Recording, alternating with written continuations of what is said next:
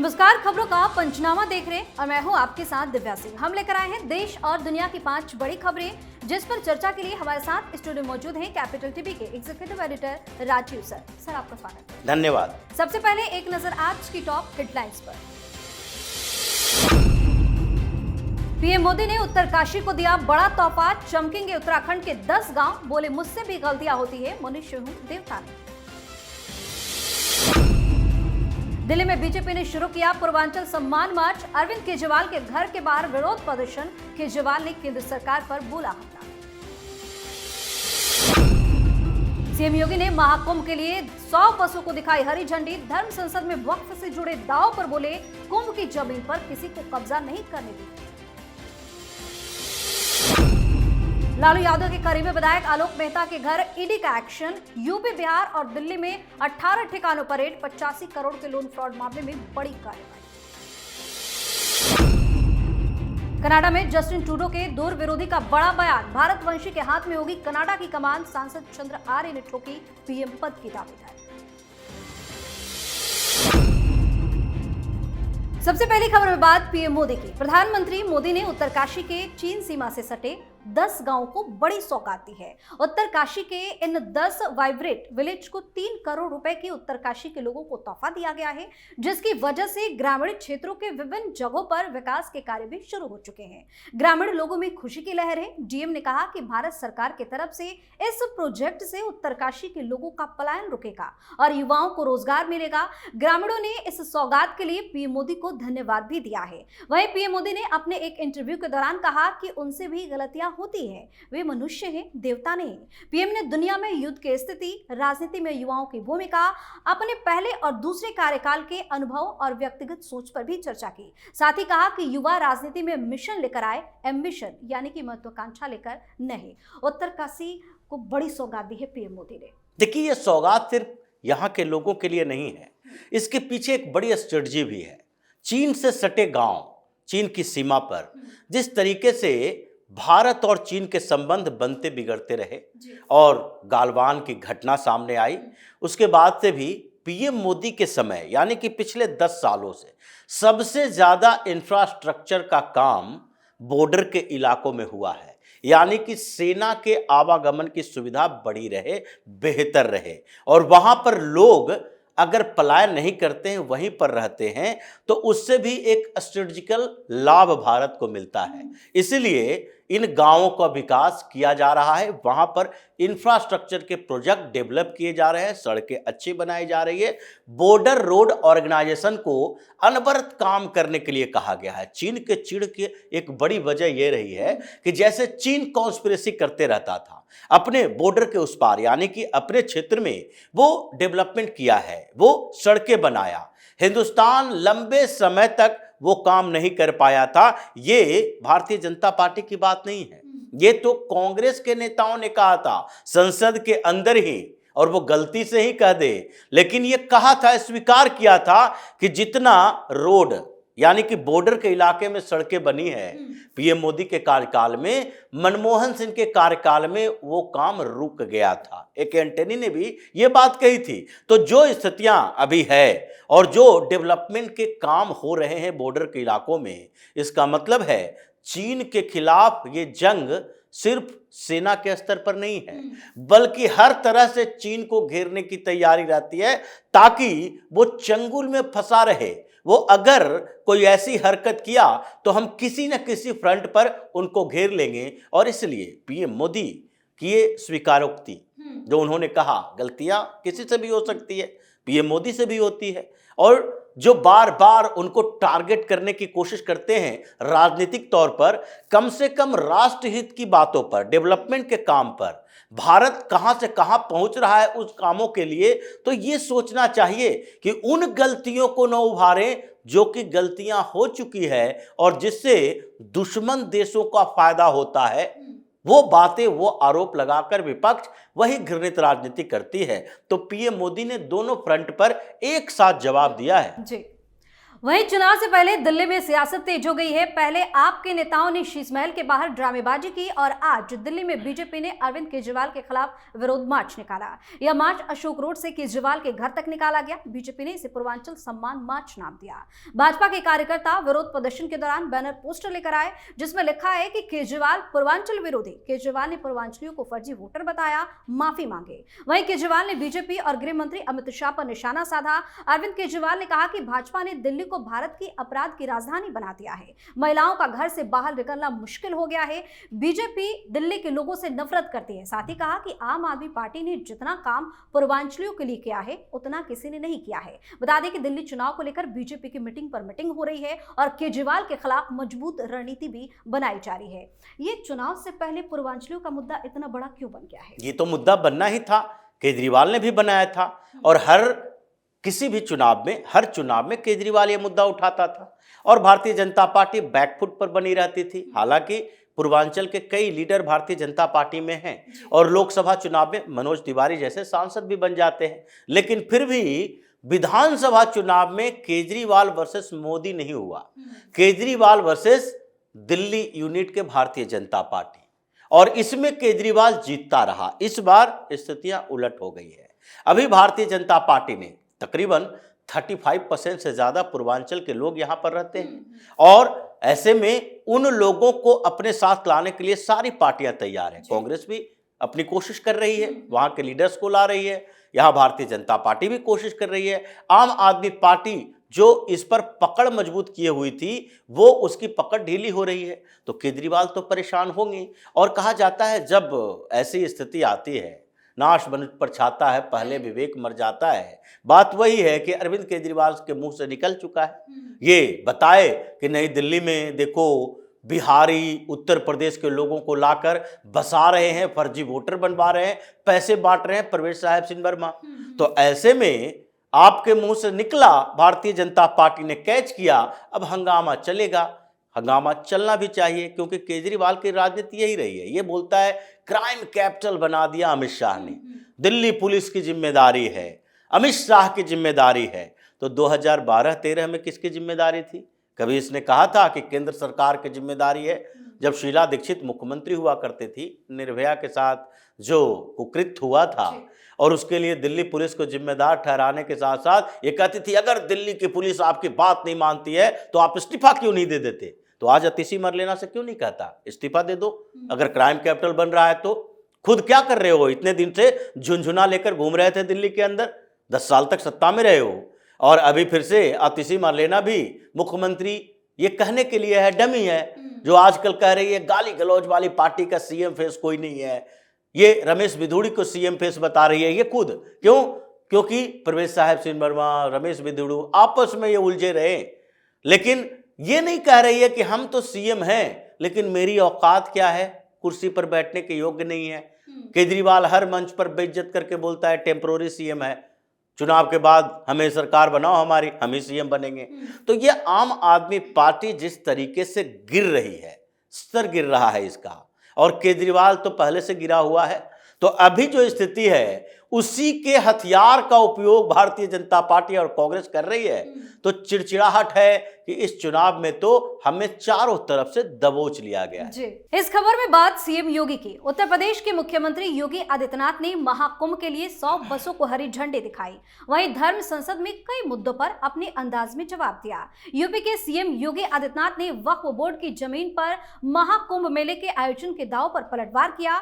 CM योगी ने वक्फ board को भू माफिया बोर्ड बताते हुए कहा कि कुंभ की जमीन पर किसी को भी कब्जा नहीं करने देंगे। महाकुंभ में मुस्लिमों की एंट्री को लेकर भी बयान दिया। उन्होंने अपने बयान में कहा कि जिनके मन में भारत और भारतीयता के प्रति, सनातन परंपरा के प्रति सम्मान और श्रद्धा का भाव है वो यहाँ पर आ सकते हैं। अगर कोई कुत्सित मानसिकता के साथ यहाँ आता है तो मुझे लगता है कि उनकी भावनाओं को भी अच्छा नहीं लगेगा। उनके साथ यहाँ पर अन्य तरीके से भी व्यवहार हो सकता है, इसलिए वैसे लोग ना ही आए तो अच्छा है। दूसरी तरफ सुप्रीम कोर्ट ने संभल की जामा मस्जिद कुआं विवाद पर यूपी सरकार को नोटिस जारी किया है। साथ ही कोर्ट ने मस्जिद के प्रवेश द्वार के पास स्थित एक निजी कुएं के संबंध में यथास्थिति बनाए रखने का आदेश भी दिया है। बड़े ही सख्त तेवर में नजर आ रहे हैं सीएम योगी आदित्यनाथ। देखिए, सीएम योगी का तेवर सख्त ही है।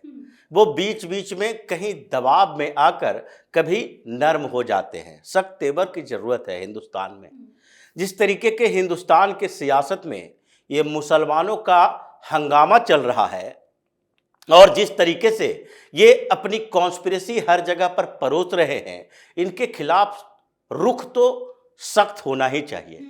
सीएम योगी से जब आप सवाल करोगे कि महाकुंभ में मुसलमानों की एंट्री होनी चाहिए या नहीं, यहाँ मुसलमान आए कि नहीं, तो फिर वो जवाब तो वही देंगे और देना भी चाहिए कि आस्था की बात है, आस्था जिसके अंदर है वो यहाँ आए।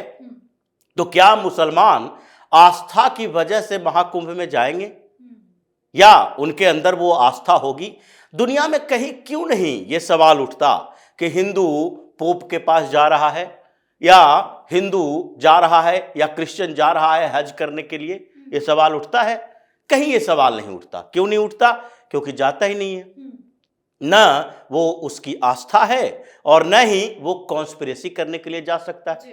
अगर कॉन्स्पिरेसी करने के लिए जाता यानी कि वहां अपवित्रता फैलाने के लिए, वहां बम विस्फोट करने के लिए, किसी तरीके से डिस्टरबेंस पैदा करने के लिए जाना होता तो वो जाता बिना आस्था का भी। लेकिन ये मुसलमानों के लिए क्यों बार बार कहा जाता है कि आप कुंभ में न जाओ, आप कांवड़ यात्रा के दौरान न जाओ, आप इन पवित्र स्थलों पर हमारे न जाओ? क्यों? क्योंकि ये मकसद से, जिस मकसद से जाते हैं वो इनके अंदर की आस्था नहीं होती, बल्कि इनके अंदर की वो साजिशी माहौल होता है जो हर जगह पर हिंदुओं को डिस्टर्ब करने के लिए जाएंगे। तो ऐसे में योगी ने कहा कि आस्था से आना है तो आओ, अगर आस्था के बिना यहाँ डिस्टरबेंस पैदा करने के लिए आओगे तो तुम्हारा हाल क्या होगा ये पहले के उदाहरण देखकर तुम समझ सकते हो। तो इसलिए महाकुंभ को लेकर योगी ने जो तैयारी की और उसके बाद जो जवाब दिया है, क्योंकि आप देखिए इतना बड़ा आयोजन और उसमें एक मौलाना उठकर आता है, कहता है ये तो वक्फ की जमीन पर है। मतलब तुम्हारी वो सारे एजेंडे, सारी पुरानी मानसिकता, सब कुछ साफ दिखता है कि तुम हिंदुस्तान में रहने के लायक नहीं हो। तो फिर तुम्हारे साथ अच्छे व्यवहार की उम्मीद कैसे की जा सकती है? इसलिए योगी जैसा नेता है हिंदुस्तान को चाहिए जो बार बार ये बता सके जैसा करोगे वैसा ही जवाब मिलेगा। जी। और अब बात बिहार में ईडी एक्शन की। बिहार में आरजेडी नेता और पूर्व मंत्री आलोक मेहता के ठिकानों पर ईडी ने छापेमारी की। प्रवर्तन निदेशालय की टीम पटना स्थित आलोक मेहता के सरकारी आवास पर पहुंची। सूत्रों के मुताबिक लोन फ्रॉड से जुड़े मामले में ईडी ने ये एक्शन लिया है। इस मामले में फर्जी लोन खातों, जाली दस्तावेजों और मनी लॉन्ड्रिंग के आरोप लगाए गए हैं। जानकारी के अनुसार पटना जोनल ऑफिस की ईडी टीम ने 85 करोड़ रुपए के लोन फ्रॉड के मामले में बिहार, पश्चिम बंगाल, उत्तर प्रदेश और दिल्ली के लगभग 18 स्थानों पर छापेमारी की है। यह कार्रवाई बैंक के तत्कालीन सीईओ, चेयरमैन, अन्य कर्मचारियों और कुछ लाभार्थियों के ठिकानों पर की गई है। आरोप है कि लगभग 400 फर्जी लोन खातों को खोलकर नकली और जाली वेयरहाउस और एलआईसी रिसीट्स के आधार पर फंड को फर्जी तरीके से बांटा गया है। आखिर ईडी एक्शन से इतना बवाल क्यों मच रहा है? देखिए, ईडी के एक्शन होगा, सीबीआई गिरफ्तार करेगी तो ये लोग कहेगा क्या? वही बात कहेगा कि देखो अभी बिहार में क्या हो रहा था। बिहार में लालू प्रसाद यादव ऑफर दे रहे थे नीतीश कुमार को और नीतीश कुमार के अंदर लग रहा था कि अगर फिर से विधानसभा चुनाव में हमें कुछ बेहतर करना है और भारतीय जनता पार्टी को डाउन करना है, क्योंकि पूरी पार्टियां, जितनी पार्टियां हैं बिहार के अंदर और बड़ी रीजनल पार्टियों की बात होती है। चिराग पासवान की पार्टी अभी छोटी है या फिर जीतन राम मांझी की पार्टी छोटी है, लेकिन क्षेत्रीय पार्टियों में जनता दल यूनाइटेड और राजद, ये दोनों को लगता है कि भारतीय जनता पार्टी जैसे बिहार में उभरी है, आगे कुछ समय में ही अकेले ये सत्ता में आ जाएगी, जैसे महाराष्ट्र में धीरे धीरे बढ़ते हुए आई है। तो इसलिए इन लोगों ने जो खिचड़ी पकाना शुरू किया और उस बीच ये ईडी की रेड हो रही है और ईडी की रेड को ये उससे जोड़कर करने की कोशिश करेंगे कि देखो डराने की कोशिश की जा रही है, क्योंकि ये फ्रॉड का मामला है। आलोक मेहता फ्रॉड के मामले में फंसे हैं तो सीबीआई हो या ईडी हो, कभी ना कभी तो छापेमारी करेगी। और जब छापेमारी करेगी तो कोई न कोई सियासी हलचल तेज होता रहेगा, यानी कि उस समय भी राजनीति बिल्कुल शून्य नहीं रहेगी। पूरे हिंदुस्तान के अंदर कोई भी ऐसा प्रदेश नहीं है जहां एक दिन भी राजनीतिक हलचल नहीं होती हो, यानी कि राजनीतिक बयानबाजी नहीं होते हो। इसलिए एक देश एक चुनाव की बात चल रही है कि एक बार चुनाव खत्म, उसके बाद 4-4.5 सालों तक कम से कम ये लोग सिर्फ और सिर्फ चुनाव की चर्चा तो नहीं करते रहेंगे, लेकिन उस पर भी इन लोगों को तकलीफ लग रही है। तो ईडी के जो रेड हुए हैं, फिर उधर कार्ति चिदम्बरम के ऊपर सीबीआई ने केस दर्ज किया है, ये सारे गतिविधियां वही है कि चुनाव के बाद, यानी लोकसभा चुनाव के बाद से जो ईडी और सीबीआई को खुली छूट फिर से मिली कि देखो भ्रष्टाचार के मामले में कोई कंप्रोमाइज नहीं होगा। उस कड़ी में अब कार्रवाई हो गई है शुरू और तेज होगी। कई नेता, जैसे ईडी की जो बात की जाती है, ये जितने विपक्षी पार्टियों में बैठे हुए नेता हैं और जितनी पार्टियां हैं, सबसे ज्यादा कांग्रेस के ऊपर है। 24 बड़े नेता फंसे हुए हैं, 19 नेता है टीएमसी के। ये सारे जो है 93 लोग हैं बड़े नेताओं, जिनके ऊपर ईडी जांच कर रही है। तो ये छापेमारी तो एक एक दिन में एक एक बार होगी ही, और सब नपेंगे एक एक करके। जी, आखिरी खबर में बात कनाडा की। कनाडा में राजनीतिक हलचल मची हुई है। 2015 से प्रधानमंत्री पद पर बने जस्टिन ट्रूडो ने विरोध प्रदर्शन के चलते इस्तीफा दे दिया। वहीं अब भारतीय मूल के कनाडाई सांसद चंद्र आर्य ने भी पीएम पद के लिए दावेदारी पेश कर दी है। चंद्र आर्य लिबर पार्टी के नेता हैं और ओटावा से सांसद भी हैं। उन्होंने सोशल मीडिया पर एक वीडियो पोस्ट किया जिसमें कहा कि मैं एक कुशल सरकार का नेतृत्व करने के लिए कनाडा का अगला प्रधानमंत्री बनने की रेस में हूं। चंद्र आर्य कनाडा के ओटावा से सांसद हूं। कहा जाता है कि शुरू में वह जस्टिन ट्रूडो के काफी करीबी माने जाते थे, लेकिन जैसे ही भारत और कनाडा के बीच रिश्तों में दरार पैदा हुई, तुरंत दोनों के बीच दूरियां भी सामने आने लगी। आर्य ने भारत विरोधी रवैये के चलते ट्रूडो का साथ भी छोड़ दिया और अब वो ट्रूडो के धूर विरोधी बन गए हैं। ट्रूडो के धूर विरोधी ने ये पीएम पद की दावेदारी पेश कर दी है। देखिए, दावेदारी पेश करनी थी क्योंकि कनाडा में जो पिछले 1.5-2 साल से चल रहा है, पहले से ही चलता रहा है। कनाडा सेफ हाउस बना रहा है खालिस्तानियों के लिए, यह आज से नहीं। इसलिए कनिष्क का अपहरण हुआ था, कांड हुए, कई खालिस्तानी आतंकी वहां पकड़े जाते हैं, कई वहां पर खुलेआम घूमते फिरते हैं।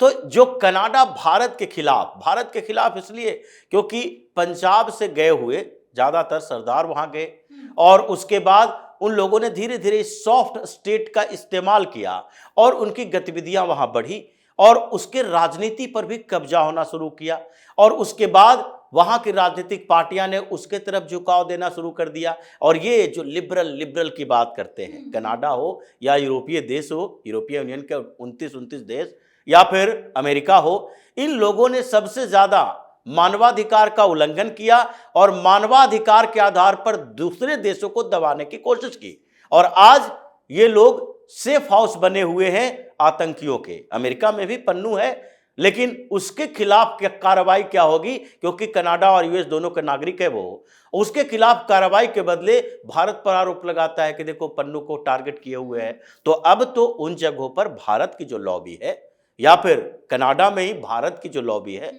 भारत की लॉबी मतलब जिसको भारत से लगाव है, जो भारतीय मूल के वहां लोग हैं, भारतीय मूल के तो ये खालिस्तानी भी हैं, लेकिन ये एंटी इंडिया लॉबी है और वो प्रो इंडिया लॉबी है। तो अब एंटी इंडिया लॉबी जो हावी रही थी, भारत के तरफ से प्रो इंडिया लॉबी को ज्यादा समर्थन नहीं मिला था। लेकिन इस बार निज्जर हत्याकांड के बाद ट्रूडो को जो रवैया रहा, भारत ने सख्त रुख अपनाया और वहां भी जो प्रो इंडियन लॉबी है उसको भारत से भी समर्थन मिला, मोदी से भी समर्थन मिला है, जयशंकर भी कई बार मीटिंग किए हैं। तो ऐसे में उनके हौसले भी बढ़े हैं कि जब राजनीति में ये प्रो खालिस्तानियों का इतना दबदबा है तो हमारा भी दबदबा होना चाहिए। और कनाडा के लोगों की स्थिति यह है कि वो अब थक चुके हैं ट्रूडो जैसे लोगों से। वहां के लोग ये चाहते हैं कि जिस तरीके से यहां हत्याकांड हो रहा है, गोलीबारी हो रही है, आतंकवादियों का पनाहगाह बना हुआ है, जितने अलग अलग देशों के गुंडे माफिया ये लोग भाग कर आते हैं, कनाडा में शरण ले लेते हैं। तो ऐसे में हमको एक सख्त ऐसे व्यक्ति चाहिए प्रधानमंत्री के तौर पर जो इन लोगों के खिलाफ कार्रवाई कर सके, और इसलिए नए नए लीडर अभी उभर कर आएंगे और उसी में ये भी शामिल है। जी, बहुत बहुत धन्यवाद सर तमाम जानकारी। धन्यवाद। खबरों का पंचनामा में आज के लिए इतना ही। देश और विदेश की बाकी खबरों और उनके सटीक एनालिसिस के लिए देखते रहिए कैपिटल टीवी। हमें लाइक कीजिए, शेयर कीजिए और हाँ, कैपिटल टीवी को सब्सक्राइब करना बिल्कुल ना भूलें। धन्यवाद।